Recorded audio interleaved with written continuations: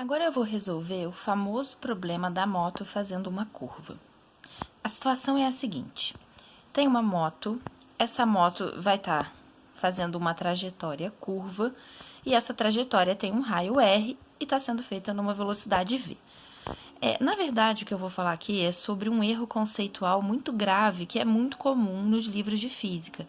Inclusive, tem um que é bastante renomado, que tem esse erro, que é o seguinte: na hora de fazer a resolução desse problema, se considera que já que você tem um movimento circular, é necessário ter uma força centrípeta, uma força que é a causadora da aceleração centrípeta. Lembrando que a aceleração centrípeta é igual a v² sobre r. Então, a aceleração centrípeta ela não modifica a rapidez do movimento, ela é responsável só por mudar a direção dele.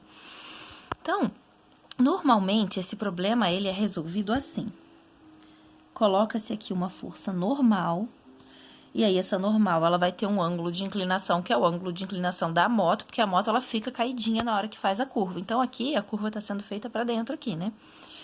E aí, essa força normal deveria ser decomposta em Nx e Ny. Fazendo aquela decomposição normal, aí aqui seria Nx. Nx vai ser N cosseno de θ.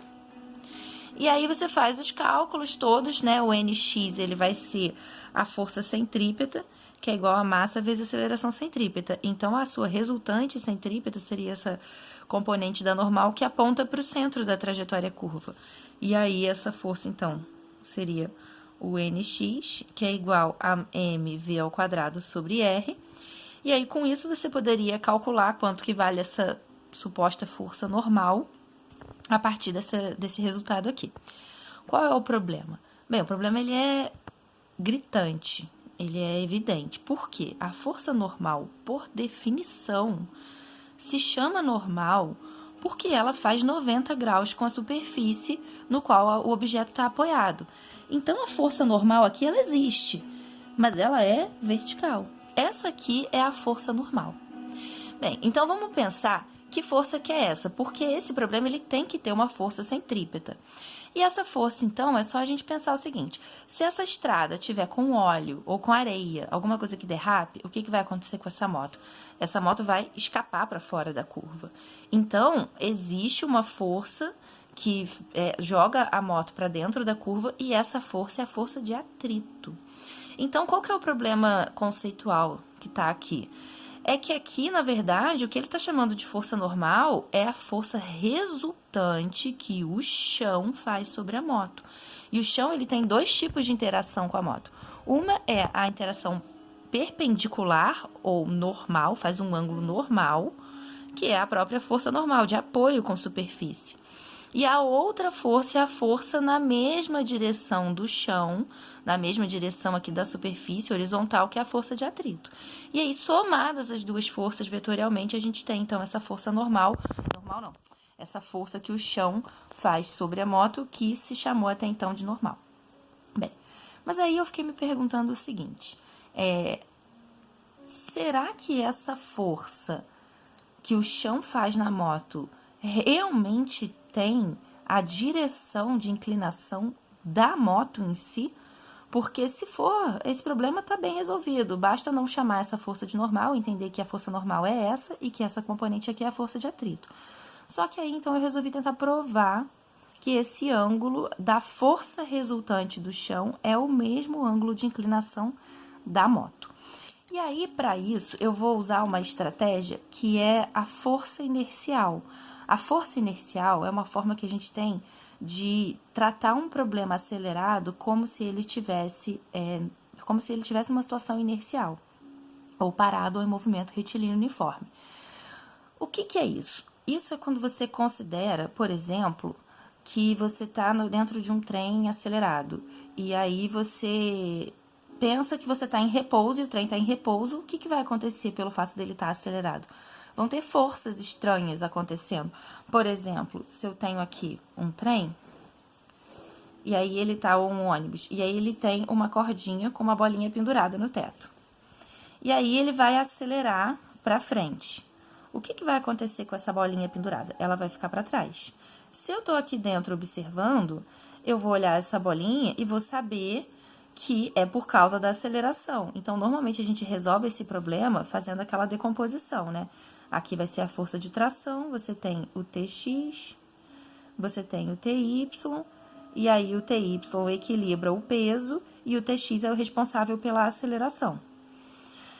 Só que aqui você pode considerar de uma outra maneira esse problema, que é o seguinte: imaginar que eu tô parada e o trem também tá, e essa aceleração aqui não existe. Isso tem a ver com o princípio da equivalência até de Einstein, depois se for pensar. Essa aceleração, então, ela pode ser substituída por uma força inercial. Porque para quem está aqui dentro do trem observando esse movimento, eu posso pensar que para isso aqui acontecer, só se tivesse uma força puxando essa bolinha para trás. Porque eu sei que a gravidade vai puxar para baixo. Então, eu tenho a força peso puxando para baixo, uma força misteriosa puxando essa bolinha para trás, e aqui eu tenho a tração. Se está todo mundo parado, a soma vetorial dessas três forças é igual a zero.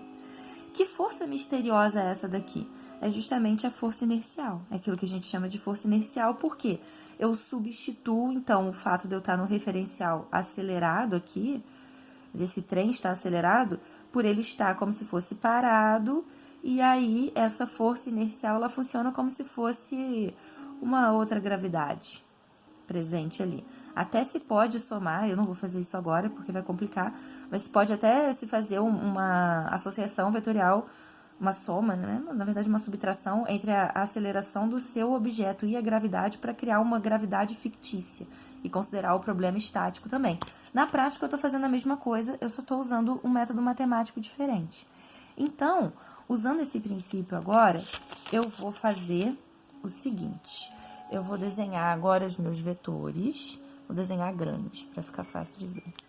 Aqui está a moto, aqui está o ângulo de inclinação da moto com o chão. O que acontece nessa moto? A gente pode expressar a força-peso, ela é um corpo extenso, né? Não vou considerar ela como um ponto material, porque ela está inclinada, ela faz essa curva e é sobre essa curva que a gente quer falar.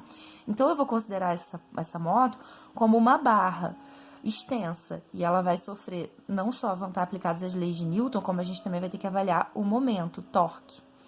Então, essa barra aqui, que é a moto, ela tem o peso para baixo, ela tem a força normal, aqui, que é o apoio na superfície, no ponto onde ela toca o chão, e nesse mesmo ponto onde ela toca o chão, ela tem a força de atrito, que está levando ela para dentro da curva. Essas são as forças que atuam nessa moto. Só que se eu for pensar, essa moto ela não está parada. Ela só está inclinada assim, sem cair, porque ela está acelerada. Se ela tivesse parada, isso aqui simplesmente ia cair. Essa tendência de rotação que a moto tem, ela na verdade acaba se transformando em uma curva. E aí, o que eu posso pensar? Essa moto ela está acelerada, porque ela faz curva. Mas a aceleração que ela tem é a aceleração centrípeta. Então, eu tenho uma força centrípeta. Essa força centrípeta, então, se aqui é para dentro da curva, essa força centrípeta ela vai ser a componente que está puxando para dentro da curva. Então, a força inercial fictícia, ela vai ser exatamente o contrário do que seria essa força resultante que me causa aceleração. Então, eu vou pensar o seguinte: eu tenho todo o meu corpo, ele está acelerado para cá, nessa direção. Então, eu vou colocar a força inercial nessa direção aqui. Então, essa é a minha força inercial. E quanto que vale a força inercial? Massa vezes aceleração. Normalmente, a gente escreve assim: a força inercial é igual a menos ma. Por isso, aqui a aceleração é no sentido e a força inercial é no outro. Como a gente pode lembrar nesse probleminha que tinha aqui, que eu tô acelerando para frente, é a sensação que eu vou ter de que tem alguém puxando essa bolinha para trás. Eu vou pausar e continuar no próximo vídeo para não ficar muito longo.